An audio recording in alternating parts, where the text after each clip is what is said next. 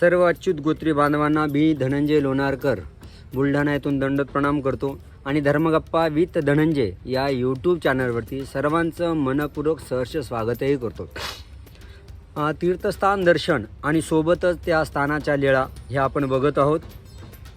आज आपण एका बाजूला असणाऱ्या जिथे बऱ्याच वेळा बरीच सद्भक्त मंडळी जात नाही, बऱ्याच वेळा आपलं ते स्थानवंदन करणं होत नाही, त्या स्थानाला कसं जातात याबद्दल मी सांगणार आहे.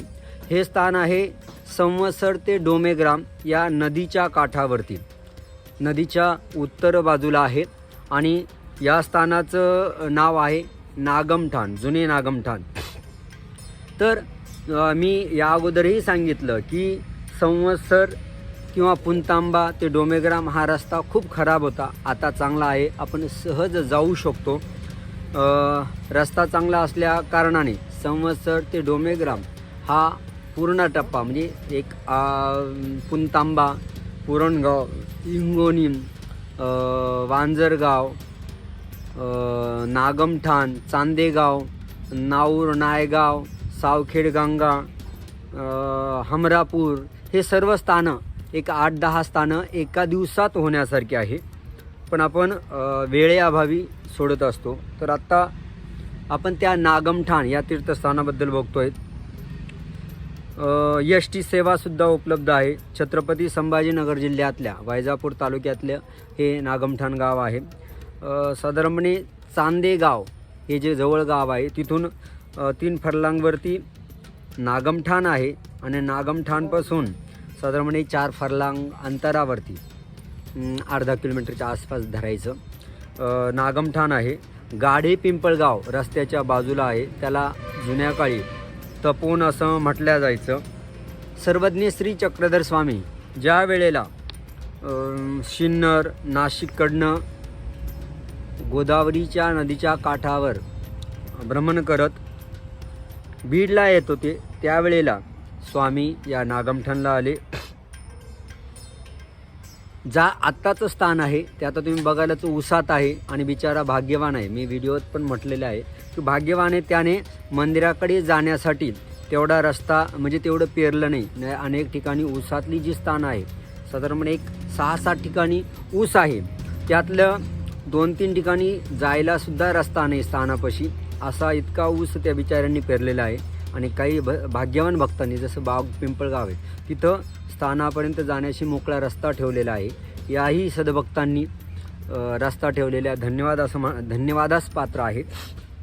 तर साधारणपणे त्या नागमठाणपासून गाढे पिंपळगाव रस्त्यावरती जे स्थान आहे त्याला नागमठाण असं म्हणतात. आणि त्या ठिकाणी स्वामींना आसन झालं, तपोवन म्हणत असत, आसन झालं, दुपारचा पूजावसर झाला, आरोग्य झाली, विडा झाला, गोळला झाला. मग इथून स्वामी खातगावला म्हणजे आत्ताचा हमरापूरला स्वामी गेलेले आहे. निवांत आहे, शेतात आहे, कोणी सेवेसाठी दिवाबत्तीसाठी कोणी नाही आहे. आजूबाजूचे कोणी सद्भक्त असतील अथवा संत महंत असतील ते या स्थानाला जातात, दिवाबत्ती करतात. देवाला कदाचित तपोवन म्हटल्यानंतर तप करण्याचं ओन असंच म्हणावं लागेल, म्हणून कदाचित स्वामी तिथं निवांत राहतात, जीवांचं चिंतन करत असावेत. पण आपण अशा स्थानाला नक्की जायला हवं. म्हणून पुन्हा एकदा सांगतो, संवत्सर पुरणगाव. दंड प्रणाम. धर्मगप्पा विथ धनंजय या यूट्यूब चॅनलवरती सर्वांचं मनपूर्वक सहर्ष स्वागत आहे. नागमठाण या तीर्थस्थानाला आलो आहे. अर्थातच या अगोदर आपण व्हिडिओ टाकलेला आहे, पण मला आवडली एक गोष्ट, काही ठिकाणी जेव्हा मंदिरात जातो आणि ऊसात ते मंदिर असतं त्यावेळेस ऊसातून जायला रस्ता नसतो. हा बिचारा भाग्यवान आणि श्रद्धाळू भक्त दिसतोय, त्याने रस्ता ठेवला आहे. नाही तर जसं मी गांधारी आहे, त्यानंतर अजून 1-2 ठिकाणी जिथे रस्ताच नव्हता जायला, इथे एवढी जागा, बिचारा भाग्यवान. त्याचं जे काही हे 5 फुटात ऊस लागल्यावरती जे काही नुकसान झालेलं आहे ते भरून नक्कीच देव काढेल. हे स्थान आहे. या ठिकाणी स्वामी पूर्वार्ध काळामध्ये शिन्नरहून जेव्हा डोमेग्रामला आले नाशिककडनं त्यावेळेस या ठिकाणी स्वामी असं नसतं.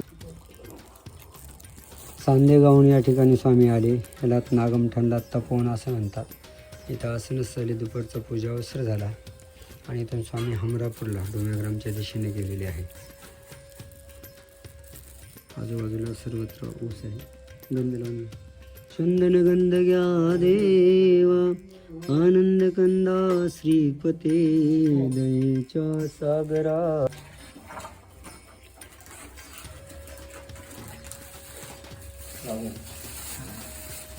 गाव आहे इकडे. इकडनं यावं लागतं. नागमठाणपासून पूर्वेकडे यायचं. पूर्वेकडे आल्यानंतर रोड आहे. त्याचे पांढरं घर दिसतंय. तिथपर्यंत चांगला रोड आहे. तिथून पुढे असं यावं लागतं. इथून हे झाड आहे. इथं काहीतरी घर आहे. इथून मध्ये